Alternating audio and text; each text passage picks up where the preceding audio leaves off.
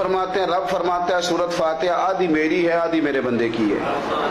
جب اس نے کہا الحمدللہ رب العالمین الرحمن الرحیم مالک یوم الدین ایاک نعبد و ایاک نستعین،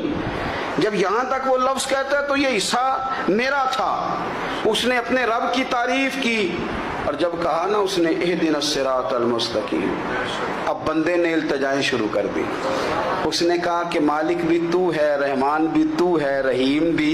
تو ہے، عبادت بھی تیری کرتے ہیں تو مدد بھی تو تجھی سے مانگنی ہے نا، اب مہربانی فرمانا اہدنا الصراط المستقیم، ہمیں سیدھا راستہ دکھا دے،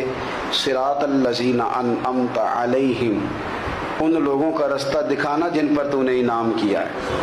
غیر المغضوب علیہم ولا الضالین، ان کے راستے پہ نہ چلانا جن پر تیرا غضب ہوا، جو گمراہ ہو گئے ان کے راستے۔ تو نماز میں جب ترجمے پر آپ کا غور ہوتا ہے تو آپ کا